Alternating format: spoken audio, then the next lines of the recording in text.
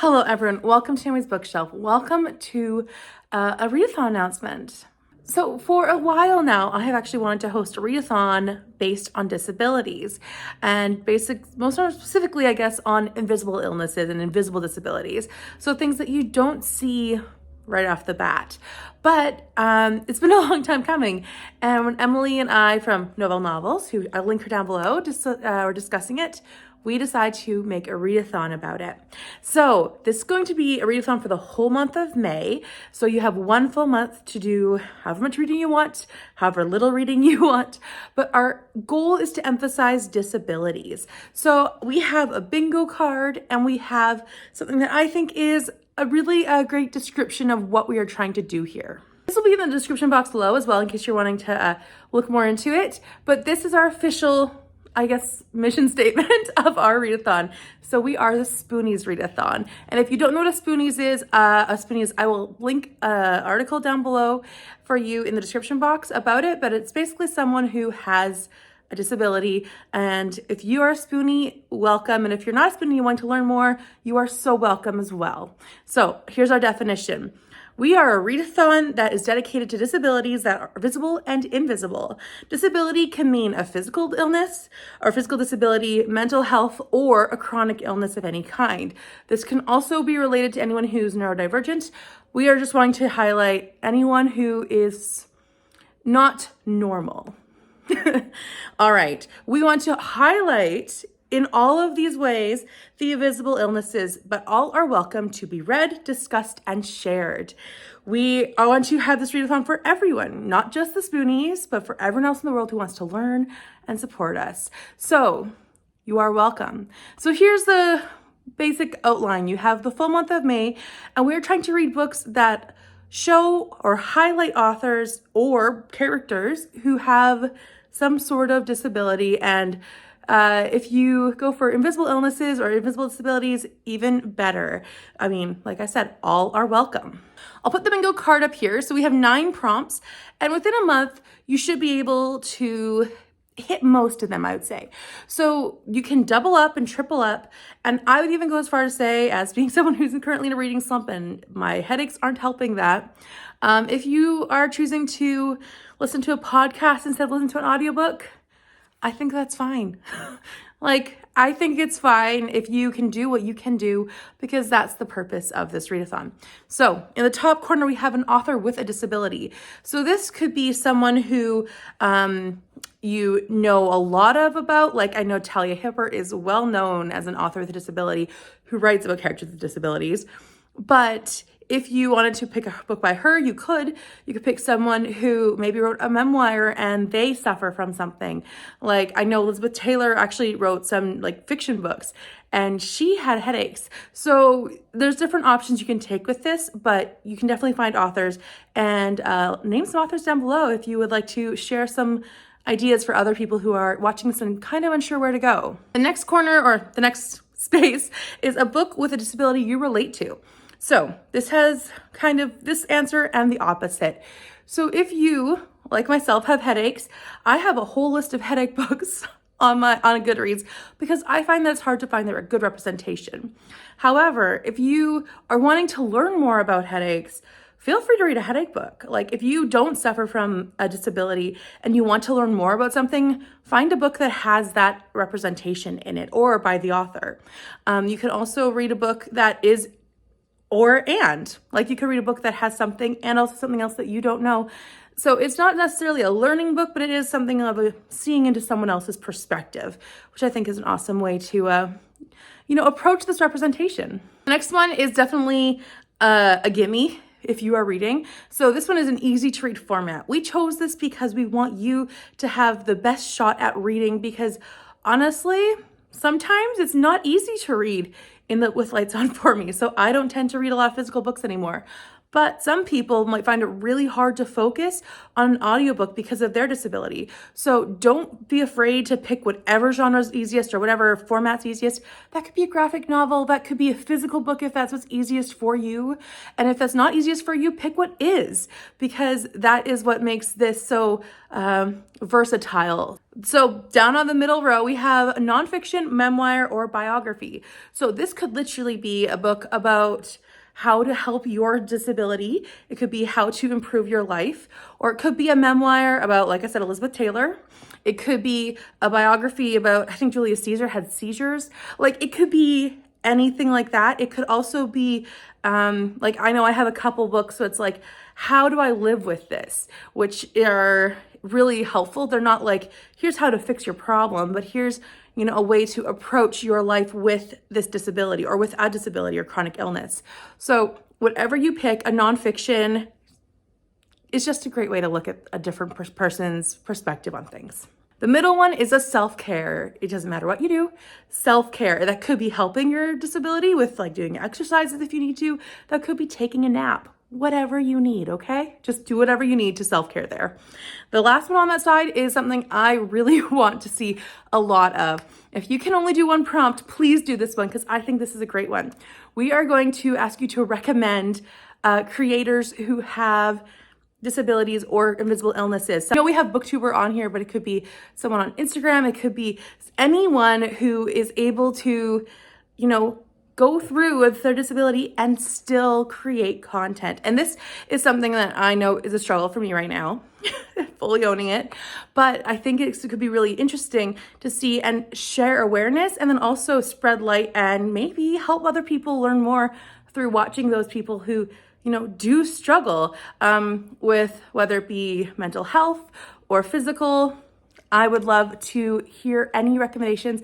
So please make a recommendations video. We do have a hashtag, which I'm going to share now, because we'd love that to be your hashtag that you put with that so we know what to go with. And that hashtag is Spoonies Readathon. So please use that hashtag for all of your videos so we can see that. Also Instagram posts, whatever you're doing, let us know with the Spoonies Readathon hashtag. Okay, next row. A comfort read. I don't know about you, but when I'm in a really bad headache space, sometimes I just want to reread an old favorite. And it can be something simple, or it could be something that you love revisiting, a very complex world. It could also be a brand new book to you, but it just fits the right genre that's a comfortable one time to read. So whatever you want to do, comfort read is an easy way to go. The next one is research a disability. So this might be sounding daunting, but it isn't that hard.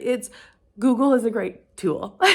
So you can easily just Google something and just find out a little bit more about something you don't know about, or even learn more about your own. If you are wanting to know some different methods that you could take up, or you could talk to your doctor about stuff if you want to. So lots of options there. Just research and learn and grow your knowledge in this area.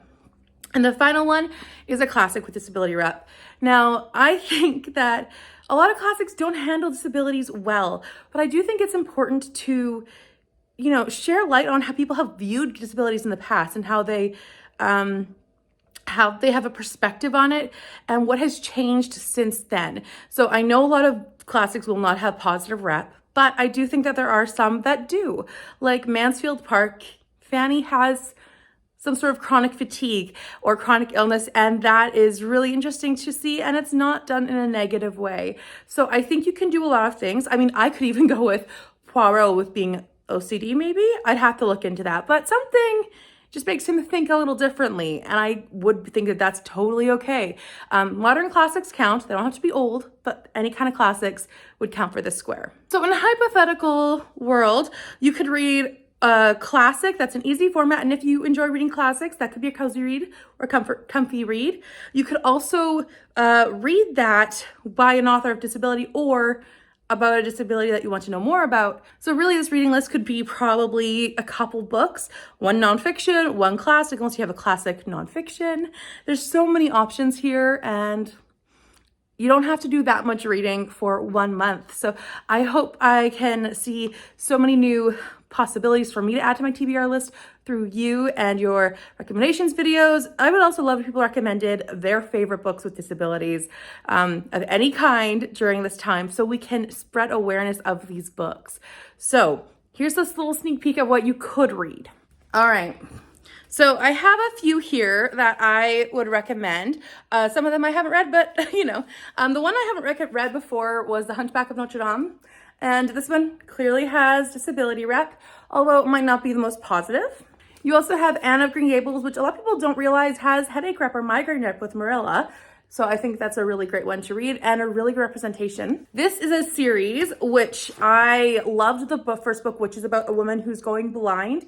This book is by an author with a disability. So if you want to read a book by April McGowan, that works. This book isn't exactly about her experience, but she wanted to help people understand what it's like to have a disability and have a chronic illness.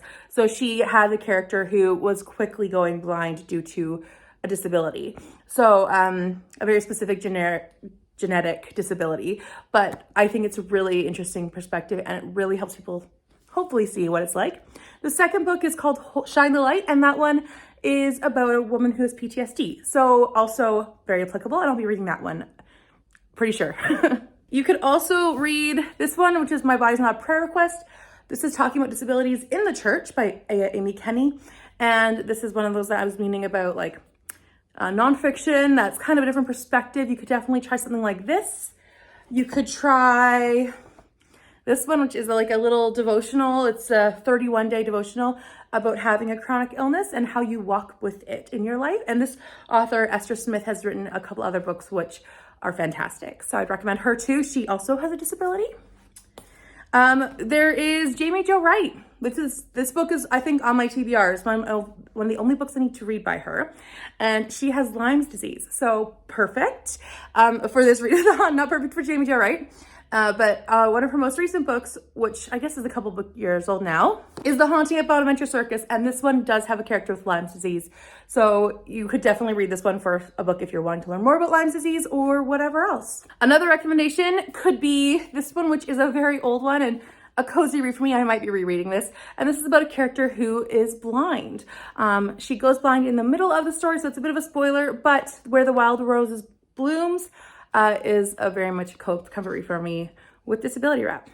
A couple nonfictions that you might be interested in. I think there's discussion, if I remember right, about Tutankhamun having some sort of physical disability due to inbreeding. So this could be a book worth checking out, or any books about Tutankhamun. You'd have to look into that more, I think. You could also, like I was saying earlier, gotta get that up there, read Elizabeth Taylor. This is a biography which I really recommend. This is by J. Randy Tara Borelli. I'm sorry, I butchered that. But I really recommend this. It's not glamorizing her parenting or her marriages, but it does talk about how she lived life and she had severe headaches sometimes and chronic migraines. So really worth reading. Anything about her, I think it would be, but I don't think a lot of them focus on her disability aspect. And the last book, last book I have here is Unbroken by Laura Hildebrand. This is also a biography about a man who is Louis Zamperini, who was an Olympian and then a POW in Japan. So a lot of this takes place while he's in Japan, but there is a section about this after the fact, and obviously PTSD and aftermath of mental health from surviving the war. So really incredible biography as well.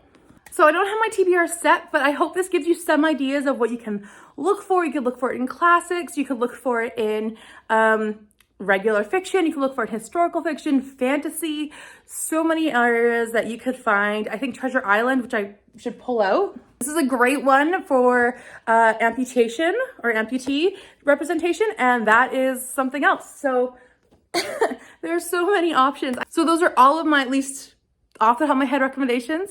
I'm sure I could have so many more, but I hope that this gives you a little starting point of where to start off with or what to look for potentially in different books. You could easily like Google like authors or not even authors, but people who have X disease, and then you should be able to find something like Jane Austen. She had something, she had TB, they think, or Addison's disease. It's always a mix up, but there's so many choices. I could go on forever. So I hope that you join us. I hope that you jump in and read books about or featuring or by authors with disabilities, and that you see yourself seen in a way, or that you can learn if you don't know much, or whatever. I hope that you all join us on this journey, this 1 month journey of reading books that feature disabilities or chronic illnesses or mental health. All of them are important, and I'm so glad that we all can do this together. So thank you so much for watching. Please let me know down below if you're going to be participating. Leave recommendations if you are thinking of them so people can have a jumping point to start there, or if you're even wanting just to say, I have this and I will do my best. That is amazing too. I hope that you will join in the smallest way if you can. So please, like I said, do all that. Also, please leave a like if you enjoyed this video and subscribe if you're new here. I post videos infrequently, so because of my physical health right now. So if you hit the notification bell, you will know when I post something, and that should be a little easier for you, I hope. So yes, please hit the notification bell just so you don't miss it. And I will see you next time. Bye for now.